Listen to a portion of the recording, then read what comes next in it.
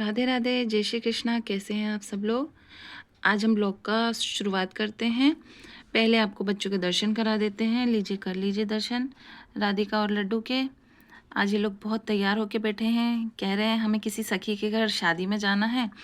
पता नहीं, सुबह से ही जिद करे हुए थे यही कपड़े पहनना है तो यही पहना दिए हैं। दर्शन करिए कान्हा और हमारी लाडो जी के। ये देखिए, आज इतने सुंदर लग रहे हैं, बहुत बहुत सुंदर लग रहे हैं। नज़र उतार दी है इनकी। और इतने सुंदर लग रहे हैं, क्या बोले, बलिहार जाए इन पे तो। और ये हमारे मुकुंद महाराज हैं। ये देखिए, आ हा हा, इतने प्यार से बैठे रहते। इतना शांत बच्चा है, प्यारा बच्चा है मम्मी का, बहुत क्यूट क्यूट सा बच्चा है। लीजिए एक बार और सबके दर्शन कर लीजिए। आज हम बताने वाले हैं एक लीला। वो लीला बताने वाले हैं कि कान्हा हमारे जीवन में कैसे आए हैं और हमें पुत्र रूप में कैसे प्राप्त हुए हैं। आज वो लीला हम आपको बताएंगे। लीला की शुरुआत करते हैं। आज की लीला हम बताते हैं, ये कान्हा बाबू हमारे जीवन में कैसे आए हैं। कल हमने ब्लॉग में मुकुंद बाबू को लिया था तो हमारे कान्हा बाबू कहने लगे नहीं, आज हमको लेना पड़ेगा, मैं आज हमको लेना पड़ेगा।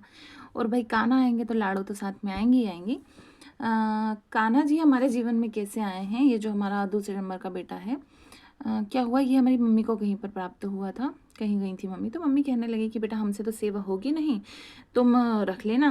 मम्मी जो डिब्बे में मिला था, मम्मी वो पूरा का पूरा डिब्बा लेके आई। हमने इनको घर में रखा। डिब्बा खोला तो देखा था चावल थे, लड्डू थे और उसके अंदर ये थे।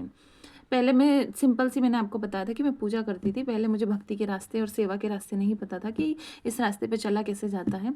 इन्होंने ही करवाया, जो कुछ करवाया, आज तक जो करवा रहे हैं वो यही करवा रहे हैं। तो क्या हुआ था, लॉकडाउन का टाइम था, ये सेकंड लॉकडाउन का टाइम था। हम जहाँ रहते हैं वहाँ पास में एक भाभी रहती है, उनका भी एक प्यारा सा बाबू है और उसका नाम पार्थ है।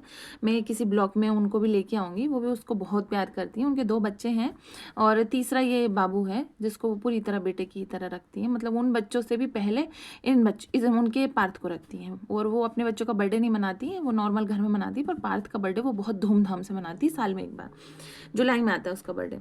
तो हाँ, क्या हुआ कि मैं देखती थी, हम लोग लॉकडाउन में जाते रहते थे सामान लेने उनकी दुकान पे। तो नाइट के टाइम में वो अपने बाबू को लेके सड़क पे थोड़ा टहलती थी, उसको हवा लगे, गर्मी वैसी ही थी तो परेशान बच्चा भी होता है। मैं रोज़ देखती थी। एक दिन पता नहीं क्या हुआ, हम दोनों हस्बैंड वाइफ रात में लेटे हुए थे, 10:30 बजे का टाइम था। तो ये कहने लगे कि चलो थोड़ा घूम के आते हैं। मैंने कहा ठीक है चलो, थोड़ा किराने का सामान भी लेना है, वो भाभी के यहाँ चलते हैं। हम लोग गए और भाभी वो पार्थ को लेके टहल रही थी। वो आई और मैंने उनको बोला, मैंने कहा भाभी थोड़ा सामान दे दीजिए। वो आई और उन्होंने पता नहीं क्या हुआ, एकदम से उनके पार्थ को मेरी गोदी में दिया और उन्होंने कहा लीजिए दीदी, आपका बेटा संभालिए। उन्होंने ये शब्द बोला और उन्होंने वो पार्थ को मेरी गोदी में दिया। और कुछ क्षण के लिए ऐसा हुआ कि जैसे आसपास का सारा नज़ारा गायब हो चुका हो, मुझे कुछ नहीं दिखा, मुझे सिर्फ पार्थ दिखा।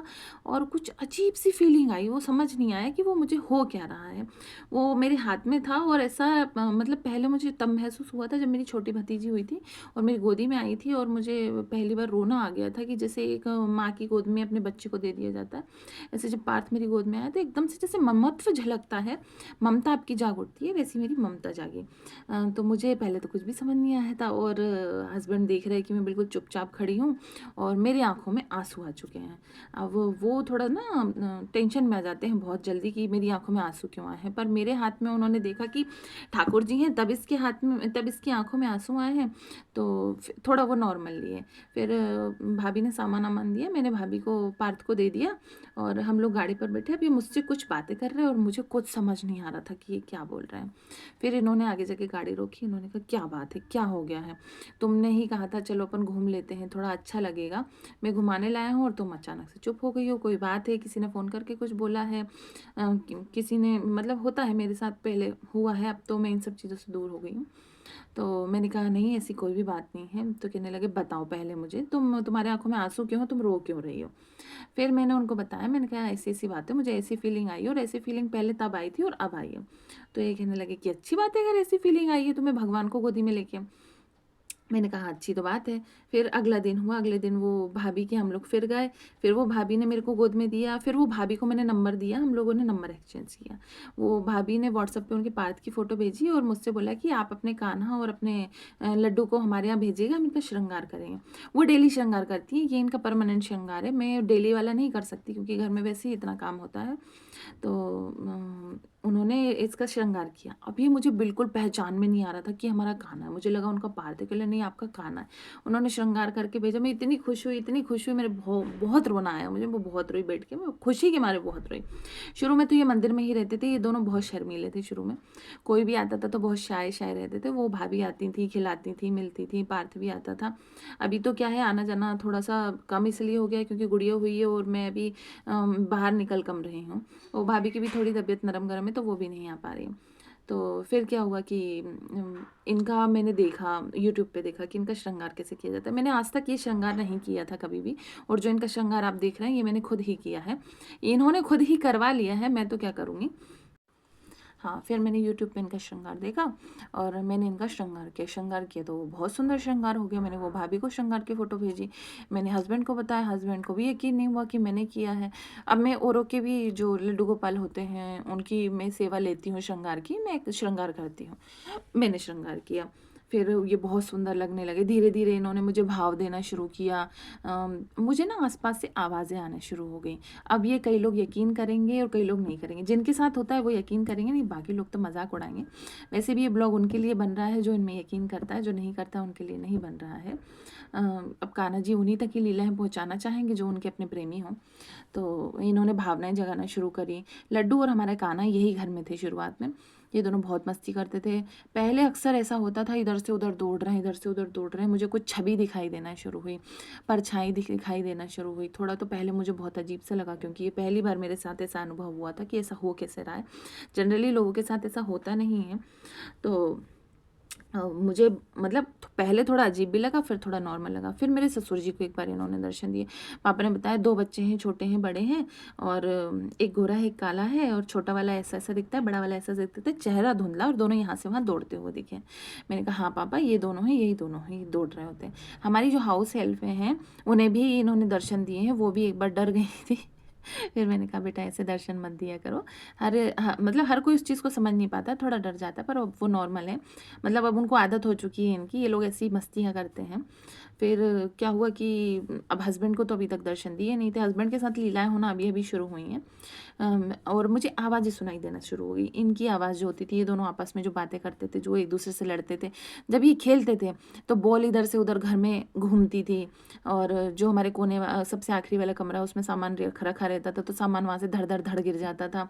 किचन में अगर आप जाओगे तो थाली गिरा देते थे। हाँ, ये होता था, लोगों को ये हंसी मजाक लगेगा कि थाली कैसे गिरा सकते हैं, ये गिरा देते थे थाली। ऐसी चीज़ें बहुत सारी होती थी हमारे जीवन में, लीलाएं होती थी। तो कान्हा और लड्डू हमारे पास काफ़ी समय तक रहे। लाड़ो जो है वो स्वप्न दे के आई हैं, और वो कैसे आई हैं मैं आपको अगले ब्लॉग में बताऊंगी। इनकी भी एक लीला हुई थी। फिर ये हमारे जो लड्डू और कान्हा हैं, ये हर जगह मेरे साथ जाते थे, कहीं भी मैं जाऊं। लोग कहते हैं लेके नहीं घूमना चाहिए, बस स्वच्छता का मैं ध्यान रखती थी, पर मेरे साथ जाते थे, मेरा साथ बिल्कुल नहीं छोड़ते थे। मेरी तबीयत ही ऐसी थी कि ये चाहते नहीं थे कि इनकी मैया को ये क्षण भर के लिए भी छोड़ दे। मेरा ध्यान इन्होंने बहुत ज़्यादा दिया है। मैं ये कहूँगी कि अगर मैंने सब्जी रोटी खाई है तो इन्होंने सब्जी रोटी खाई है, अगर मैंने खिचड़ी खाई है तो इन्होंने खिचड़ी खाई है।